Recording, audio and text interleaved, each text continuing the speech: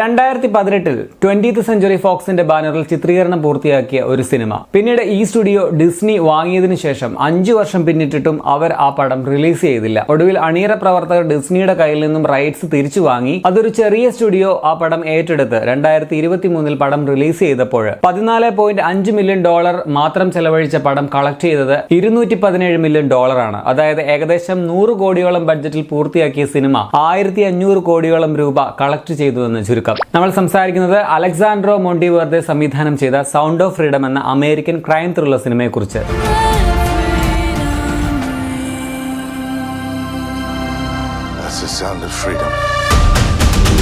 നിങ്ങൾക്ക് ഒരു bag cocaine ഒരിക്കൽ മാത്രമേ ഒരു ദിവസം വിൽക്കാൻ സാധിക്കുകയുള്ളൂ. പക്ഷേ ഒരു 5 വയസ്സുള്ള കുട്ടിയെ ഒരു ദിവസം 5 or 10 തവണ വിൽക്കാൻ കഴിയും. ഇത്രയും ഡിസ്റ്റർബിംഗ് ആയിട്ടുള്ള, മനസ്സിൽ കൂരമ്പ് തറയ്ക്കുന്നത് പോലെയുള്ള ഈ ഒറ്റ ഡയലോഗ് മതി ഈ ചിത്രം പറയുന്ന പ്രമേയത്തിന്റെ പ്രസക്തിയും ആഴവും മനസ്സിലാക്കാൻ. ഈ പൊള്ളുന്ന പ്രമേയം ആയതുകൊണ്ടാവാം പടം റിലീസാക്കാൻ വൈകിയതും. എന്തായാലും അമേരിക്കൻ സിനിമാ ചരിത്രത്തിൽ തന്നെ ഏറ്റവും കളക്ഷൻ നേടിയ ഇൻഡിപെൻഡന്റ് ചിത്രമായിട്ട് പടം മാറി. അവിടെ അതേസമയം റിലീസായ ഇന്ത്യാന ജോൺസ്, മിഷൻ ഇമ്പോസിബിൾ ഫ്രാഞ്ചൈസുകളെയൊക്കെ കടത്തിവെട്ടിയാണ് പടം അതിനേക്കാൾ വലിയ വിജയം നേടിയെന്ന കാര്യം കൂടി ഓർക്കണം. ചൈൽഡ് ട്രാഫിക്കിനെതിരെ പ്രവർത്തിക്കുന്ന ഓപ്പറേഷൻ അണ്ടർഗ്രൗണ്ട് റെയിൽ റോഡ് എന്ന NGOയുടെ സ്ഥാപകനായ ടിം ബല്ലാർഡ് എന്ന മുൻ ഗവൺമെന്റ് ഏജന്റിന്റെ ജീവിതത്തിലെ യഥാർത്ഥ സംഭവങ്ങളെ ആസ്പദമാക്കിയാണ് ഈ സിനിമയുടെ തിരക്കഥ ഒരുക്കിയിട്ടുള്ളത്. മോഡലിംഗിന് എന്ന വ്യാജേന കുറച്ച് കുട്ടികളെ ഒരു സ്ത്രീ കടത്തിക്കൊണ്ട് പോകുന്നിടത്തു നിന്നാണ് സിനിമ തുടങ്ങുന്നത്. ഇതിനെതിരെ പോരാടുന്ന ടിമ്മിന് കുട്ടികളെ രക്ഷപ്പെടുത്താൻ കഴിയുന്നുണ്ടോ എന്നുള്ളതാണ് ഈ സിനിമ പറയുന്നത്. മെൽ ഗിബ്സന്റെ പാഷൻ ഓഫ് ദ ക്രൈസ്റ്റ് എന്ന സിനിമയിലെ യേശുവിന്റെ വേഷമിട്ട ജിം കാവിസലാണ് ടിം ബല്ലാർഡായിട്ട് സിനിമയിൽ അഭിനയിച്ചിട്ടുള്ളത്. ഗംഭീര പ്രകടനമായിരുന്നു, പറയാതെ വയ്യ.